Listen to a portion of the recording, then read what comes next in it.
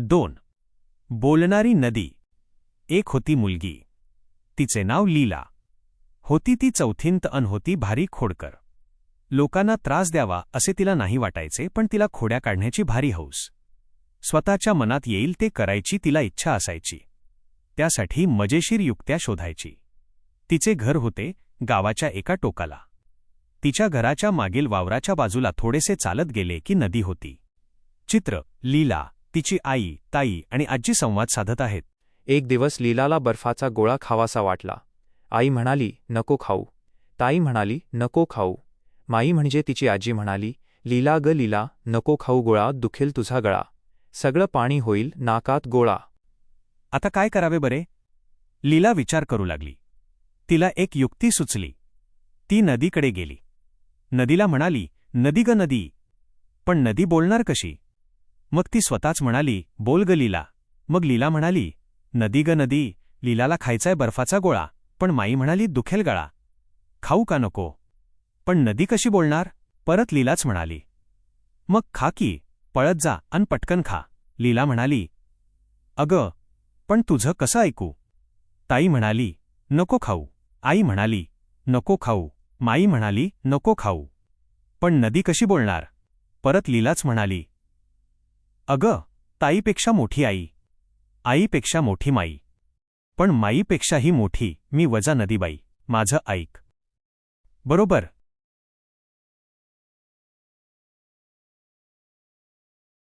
लीला पळत बर्फवाल्याकडे गेली. गोळा खाऊन परत आली. तिला बोलणारी नदी खूप आवडली. ताई, आई, माई यांच्यापेक्षा मोठी नदीबाई. तिची परवानगी मिळाली की आपण हवे ते करू शकतो असे तिला वाटले. एक दिवस लीलाला आला कंटाळा. तिला वाटले बुडवावी शाळा. तिने ताईला विचारले. ताई म्हणाली, नको बुडवू शाळा. आई म्हणाली, नको बुडवू. माई म्हणाली, लीला ग लीला, आला जरी कंटाळा, बुडवू नकोस शाळा. शिकून सवरून होशील सुखी माझ्या बाळा.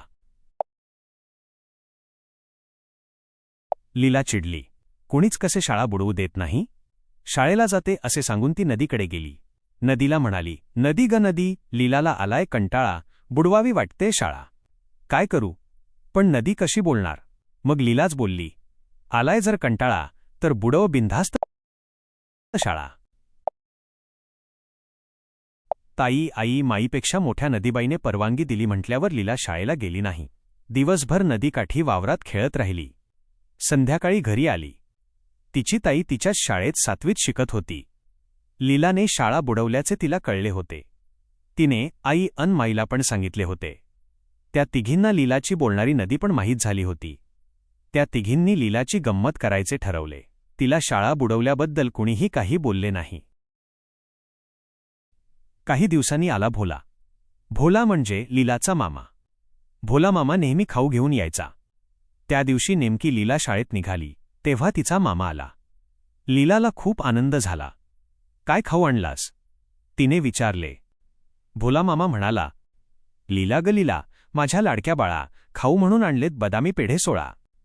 16 पेढे, ते पण बदामी.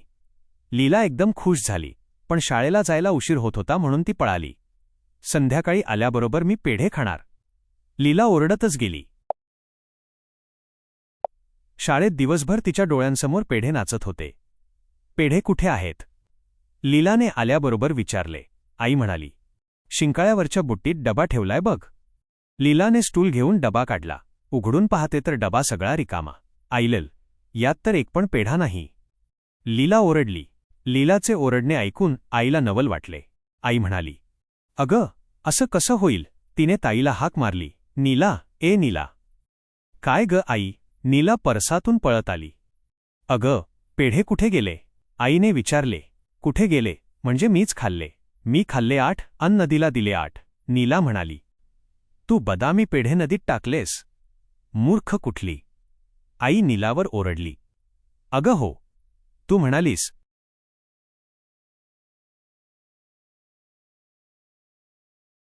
पेढे नको खाऊ. माई म्हणाली, पेढे नको खाऊ. मग मी नदीबाईला विचारलं.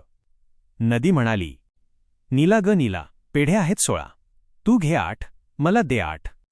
अगं, पण नदी कशी बोलेल? माई अन आई एकदम म्हणाल्या. कशी म्हणजे? लीलाशी बोलते तशी नीला म्हणाली. काय ग लीला, नदी तुझ्याशी बोलते? माईने विचारले. अगं माई, तीच तर लीलाला गोळा खायला सांगते, शाळा बुडायला सांगते. हो की नाही ग लीला? नीला मध्येच बोलली. लीला आता चिडली. तिची खोडी तिच्यावरच उलटली होती. आता काय करावे बरे? तिने थोडा विचार केला अन म्हणाली. ताई, आई, माई, समजलं ग बाई, नदीशी बोलायला तर जाणार नाही? माई हसत कपाटाकडे गेली अन डबा घेऊन आली. लीला अन नीला, घ्या एक एक पेढा अन खेळायला पळा. पेढा मिळालालं असे म्हणत पेढा घेऊन लीला गोठ्याकडे पळाली. आता ही काय म्हशीला बोलायला लावणार की काय? माई हसून म्हणाली.